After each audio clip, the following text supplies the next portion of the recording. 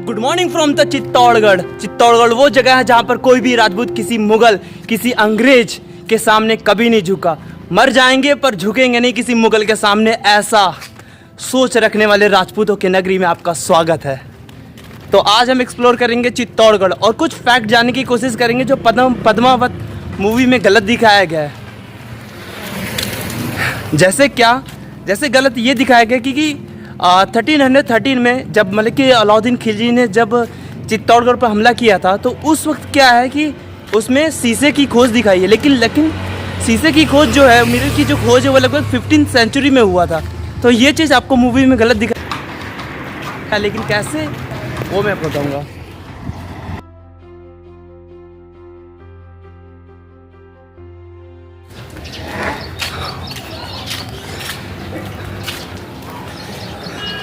तो मुझे यहाँ आने के बाद पता चला कि चित्तौड़गढ़ में भी लोग रहते हैं किले के अंदर, लेकिन अगर आप कभी नेट पर सर्च करते हैं कि only living fort in India तो that will be Jaisalmer fort, but it is wrong. तो ऐसा कहना बिल्कुल ही गलत है कि जैसलमेर फोर्ट ही एक ऐसा फोर्ट है जहाँ पर लोग रहते हैं, जिसके अंदर लोग रहते हैं, लेकिन नहीं, कुंभलगढ़ फोर्ट के अंदर भी लोग रहते हैं, चित्तौड़गढ़ किले के अंदर भी लोग रहते हैं। तो इस चीज़ को थोड़ा सा गूगल को सुधारने की बहुत ज़्यादा ज़रूरत है और आपके जानने के लिए भी बहुत ज़्यादा ज़रूरत है कि अगर कभी इन फ्यूचर में कोई पूछे कि फर्स्ट लिविंग फोर्ट ऑफ या only living fort in India, तो not only Jaisalmer fort but also Chittorgarh fort, Kumbhalgarh fort. तो अब मेरे पास टिकट आ चुका है और लगभग 40 रुपये इसका टिकट है, चार्ज है। ऐसे ही चित्तौड़गढ़ में और कुंभलगढ़ फोर्ट में ये दो किले ऐसे हैं कि आपको बहुत ही ज़्यादा सस्ता टिकट चार्ज लगेगा, 40 रुपये केवल।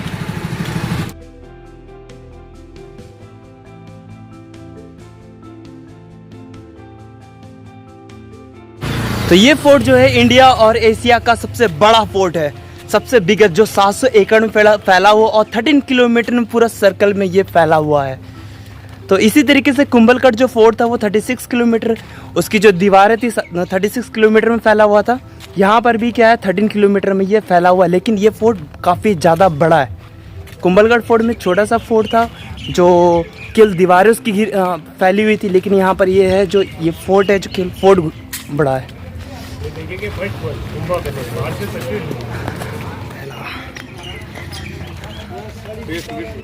तो ये है पहला पार्ट कुंभा पैलेस, जहाँ पर राणा संगा जी रहते थे।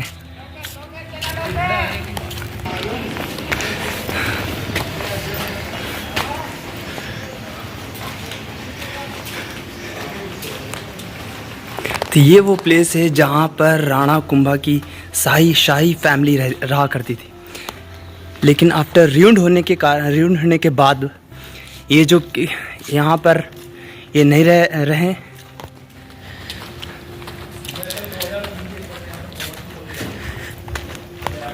तो लगभग 1433 में राणा कुंभा का जब शासन आया तो चित्तौड़गढ़ में अपने कुछ रहने के लिए यहाँ पर महल बनाते हैं, जो राणा कुंभा महल कहा जाता है। स्टार्टिंग पॉइंट में आपको पड़ेगा।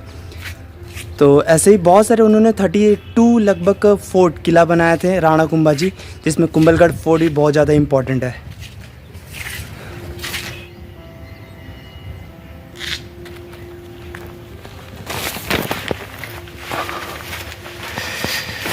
तो ये अंदर का है सीन है। अरे यार, ये कितना ज़्यादा मुगलों ने, खिलजियों ने बर्बाद करके रख दिया इस चित्तौड़गढ़ को।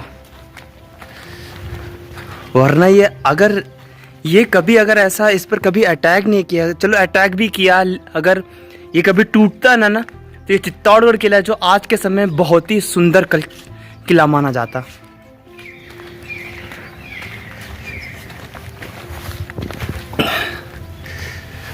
ओह यार, तो अगर कभी ये खिलजी के द्वारा अटैक किया गया, लेकिन अगर कभी इसे रियूंड न किया जाता, अगर भले खिलजी अगर अटैक किया हो या फिर महमूद खलजी हो गया या फिर अकबर हो गया, अगर इस पर अटैक किए लेकिन कभी भी अगर इसे रियूंड ना करते, तोड़ते नहीं, तो आज अगर मैं आपको सही मायने में कह सकता था कि ये चित्तौड़गढ़ किला से होता आज का बहुत ही ज़्यादा सुंदर किला माना जाता अपने समय का।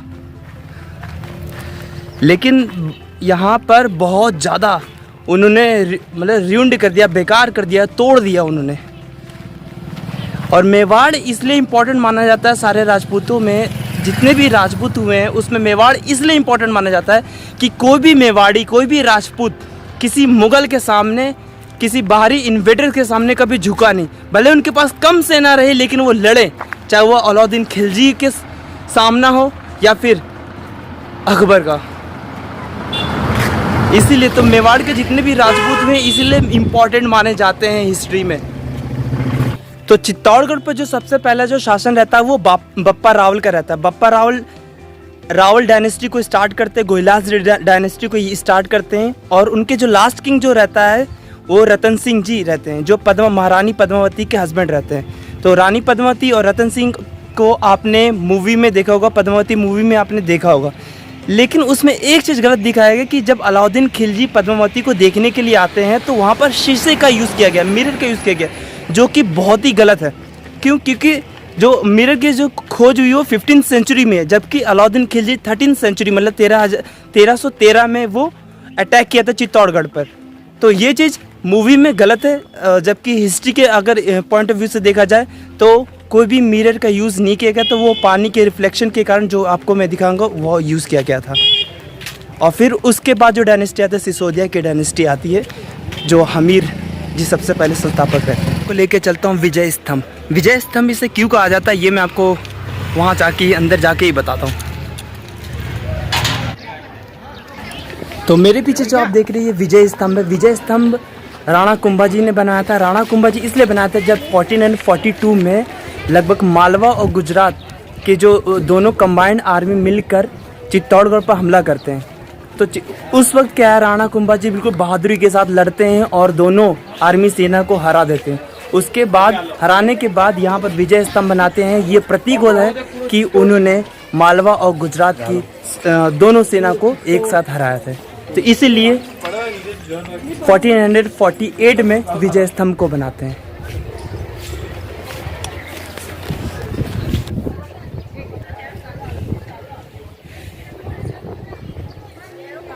तो चित्तौड़गढ़ की हिस्ट्री में मेन 3 ही इन्वेडर्स माने जाते हैं। एक पहला अलाउद्दीन खिलजी जो 1313 में आता है, यहाँ इन्वेड करता है और रतन सिंह को हराता है।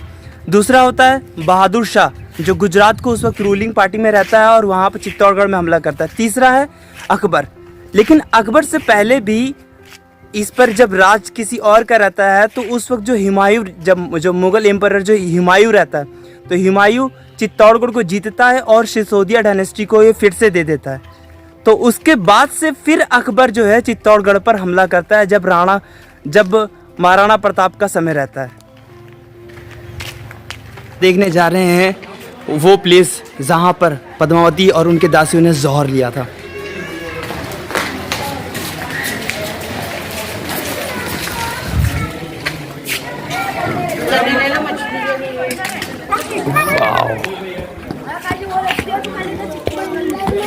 जितने भी पार्ट्स देख रहे हैं ये सब रियूंड पार्ट है। जो जितने भी इन्वेडर्स आए हैं वो रियूंड किए हैं और ये सब पार्ट्स को इकट्ठा करके यहाँ पर रखा गया है ताकि हम उसे देख पाएँ।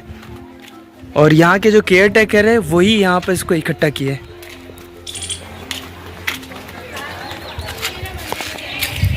तो ये जो जगह देख रहे हैं ये है जौहर स्थल। यहीं पर रानी पद्मावती ने जौहर लिया था और उनके दादासियों ने भी जौहर लिया था। लेकिन ये अभी से गार्डन में कन्वर्ट कर दिया गया है, पूरा ऐसे मिट्टी से भर दिया गया है। पहले यहाँ पर क्या था, जैसे मूवी में दिखाया गया गड्ढा, उस तरीके से यहाँ पर पहले था, लेकिन अब नहीं है। अब यहाँ पर गार्डन बना दिया गया है।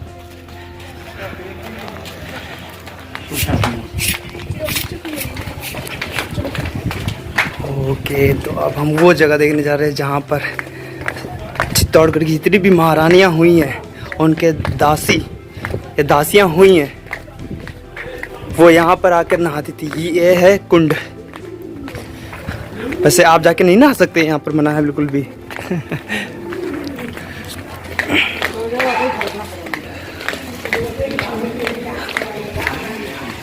में आपको एक मंदिर भी मिलेगा जो आधा मंदिर जो है बिल्कुल ये पानी में डूबा हुआ रहता है और आधा मंदिर बाहर रहता है।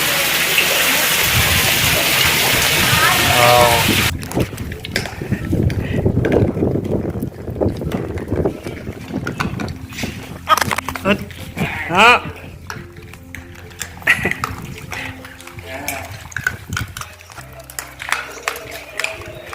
तो अब हम जा रहे हैं पद्मावती रानी का महल देखने के लिए। तो ये है रानी पद्मावती जी का महल, और वो आप जो देख रहे हैं वो दासियों का रूम था यहाँ पे।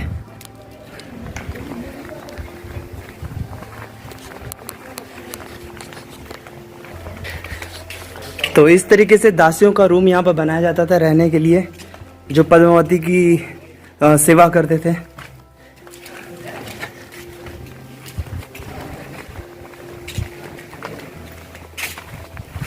ओहो,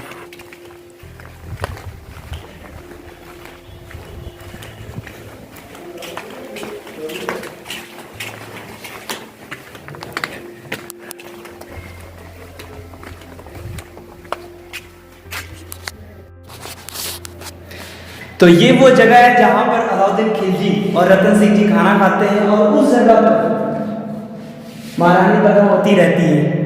और उसका जो उनके जो चेहरे का जो रिफ्लेक्शन होता है बस पानी में आता है, पानी के रिफ्लेक्शन से फिर वो यहाँ पर वो देख पाती है। तो क्या होता था कि पहले मूवी में ये चीज़ आपको गलत दिखाया गया है कि मूवी में आपको ये दिखाया गया है कि कांच आपको मतलब कि मिरर दिखाया, लेकिन मिरर की जो खोज हुई है 15th सेंचुरी में हुई है, जबकि अलाउद्दीन खिलजी 13th सेंचुरी में उसने हमला किया था।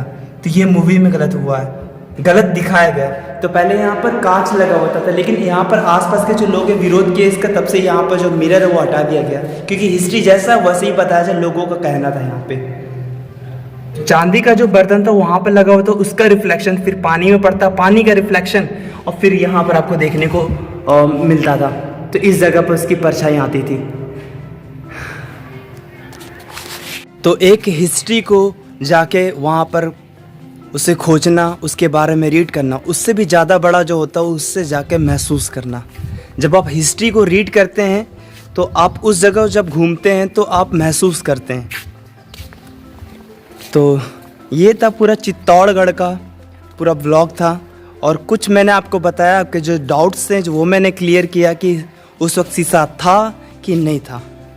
तो प्लीज़ मेरे वीडियो को अगर मेरे वीडियो को पहली बार देख रहे हैं तो प्लीज़ लाइक कीजिए, शेयर कीजिए, और अगर आप चैनल पर नए हैं तो सब्सक्राइब कीजिए, ताकि मुझे थोड़ा सपोर्ट मिल पाए और थोड़ा मैं मोटिवेट हो पाऊँ नेक्स्ट ब्लॉग के लिए। Thank you.